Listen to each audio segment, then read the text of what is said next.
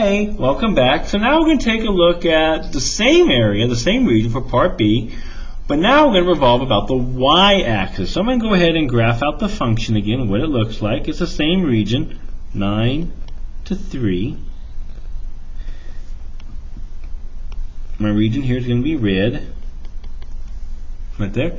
But now we want to revolve about the y-axis. So since I want to go about the y-axis right here, that does change things for us.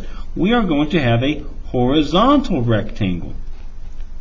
So from the function, I measure to the y-axis. There is my rectangle of mathematics.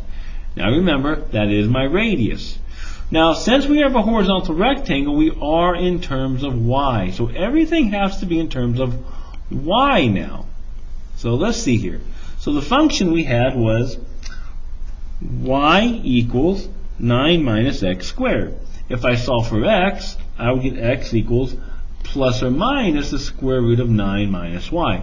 But again, because we are in, it's hard to see there, because we are in the first quadrant, we're just going to use the positive one. So now when I revolve this, I am going to get a sideways disk. So I draw my disk. Now be careful, the skinny part here is going to be dy this time. Going down, there's my y-axis. And there's my radius. Remember, the radius this time is going to be the right minus left. So how do I do that? I use my rectangle of mathematics. From the right, I am on my parabola. So my radius is going to be the right, which is the square root of 9 minus y, minus 0. That's my left, because x equals 0. Right there. So to get my volume, we'll use our formula, pi r squared h, pi r squared h. So that's going to become pi, my radius, the square root of 9 minus y, squared, h is dy. And be careful, when we evaluate, we have to be in terms of y. So we're going to go from 0 to 9. Remember, in terms of y.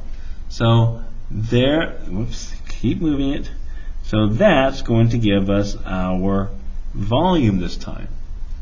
And so let's go ahead and calculate. Let's use our calculator just to practice. I know you guys can solve that by hand. This is easy. The y squared and the square root and the square are going to cancel. But let's go ahead and practice. Always typing in our calculator is always nice. Menu 4, 3, 0 to 9. That's my rule. And I'm going to take that into square root. And again, I can just get rid of the square root and the square and just make this 9 minus y. Again, I can use any variable I want. Just make sure your differential matches that. Y. Press enter. Now remember, that's not my answer. I have to multiply this by pi. So times pi. Don't forget the pi. And it gives me, you can write this as 81 over 2 pi. Or you can write this as a decimal. 399.719. Right there. So either way works. Very good. Now tomorrow we are going to take a look at something called the washer method. So make sure you definitely look at that one, okay?